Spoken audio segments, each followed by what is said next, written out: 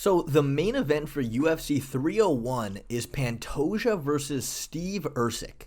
Now, this fight announcement seemed to catch most people by surprise. They didn't understand why this guy, ranked number 10, with only 3 fights in the UFC, was getting a title shot. But to me, the answer for why this is pretty clear. If we go ahead and navigate over to the UFC flyweight rankings, this is what we got. At number 1, Brandon Royval, who is 0-2 against Pantoja and just got dominated by him. Then we got Brandon Moreno, 0-3 against Pantoja and just lost to Royval. Amir Albazi, which watching him fight is like watching 2 Mormons soaking. You know, just not a lot of action going on. And Kai Kara France, I actually don't have a good excuse for why he shouldn't be fighting for the title. I mean, he lost to Amir Albazi, but it was complete robbery. The only reason he lost was because judges do not understand their own criteria they're supposed to be following and awarded Albazi the win purely because of control time, which they're not supposed to do. Matheus Nicolai coming off a loss. Manuel Cape missed weight his very last fight and is currently trying to get charged with a hate crime. Muhammad Makayev was born in Dagestan, alright? He does not need any fucking favors from the UFC. Tim Elliott, not even his own mom knows who he is, so you're getting Steve Erceg, okay? And let me tell you something about Steve Erceg. This guy is so good. I think we are witnessing the beginning of the Steve Erceg era. If he can beat Pantoja, which I think he actually can do. The best aspect of Erceg's game by far is his boxing. His boxing is so sharp. He never loads up. He never throws huge shots. He stays on the outside and just throws such smooth combinations. He doesn't have a ton of power, and he doesn't have a lot of speed either, but it's his accuracy and his timing that sets him apart. He's 5'8", so he's very tall for the weight class, and he's so good at staying on the outside, using very slight head movement to slip, and just finding your chin at the end of his combinations. Look, I'm telling you, nobody in the top 15 at 125 can strike with this guy on the outside. I mean, no one has that ability. But he's also very well-rounded, really good at timing head kicks. He's very good with submissions. As far as positional grappling goes, defensively, he's very sound. He's good at taking your back in scrambles. So, as far as all the pillars of MMA goes, he doesn't have any glaring holes in his game.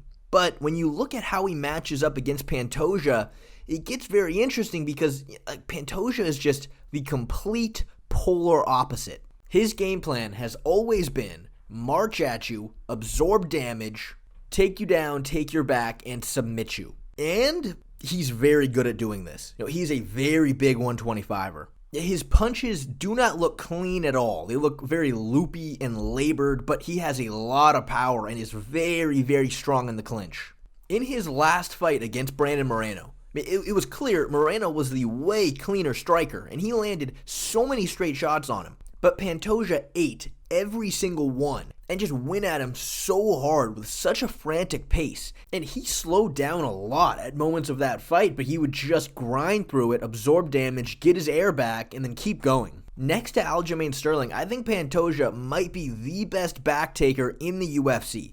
And he's very good at creating opportunities to get your back through scrambles. There's this one takedown that he does on everybody, and it always seems to catch his opponent off guard. He clinches up with you, hits an outside trip, and then pulls you down. He did it to Perez, Moreno, pretty much every fight you watch. And once he gets you to turtle, he's so quick getting his hooks in. And when he gets to your back standing, he does such a good job of pulling you down with him. And when he gets that body triangle, that is it for the rest of the round. My favorite fight of his by far was the one against Alex Perez. If you didn't know any better, you would have said Pantoja was just throwing this fight away because he went at him so frantically, just stood in the pocket, started swinging, got a body lock, goes for his favorite trip, caused a scramble, he took his back standing, rear naked choked him, and that was it. So clearly we have a clash of styles here. Erceg wants to maintain range, keep Pantoja at the end of his shots, and keep clipping him. Whereas Pantoja wants to get in his face, smother him, take him down, and submit him.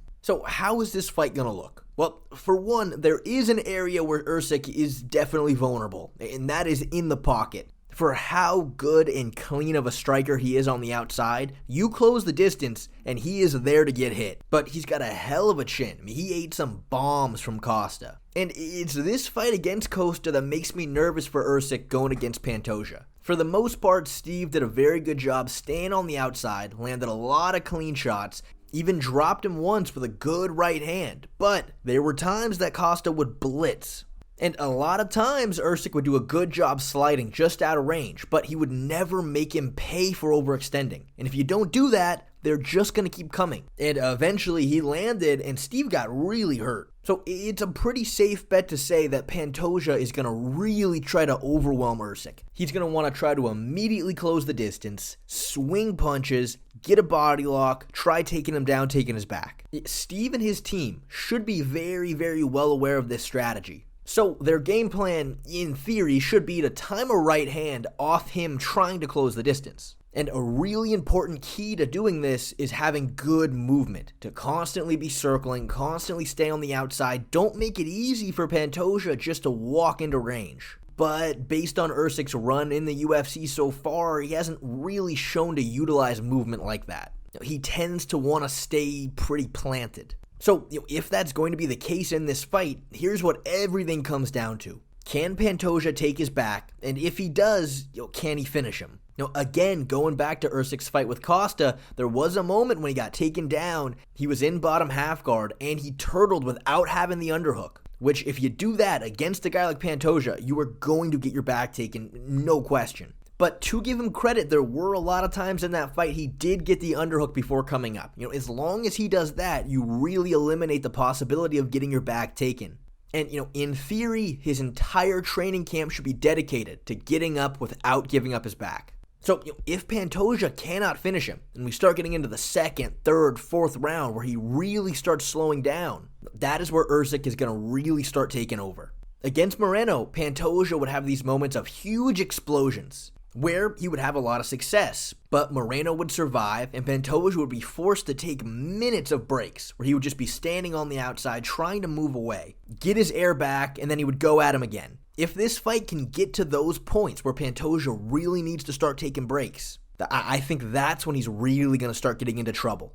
Because yes, Pantoja can eat huge shots, but it is just human anatomy. You get caught on the very end of your chin with a clean shot, it's a button that turns you off. And Erceg is just so goddamn accurate. And there are a ton of moments when Pantoja is fighting that he is just asking to get clipped. But yeah, what makes this fight so hard to call is that Erceg, he's really jumping the line here. He's shown to be a very, very good grappler, but he has never fought somebody to the level of Pantoja.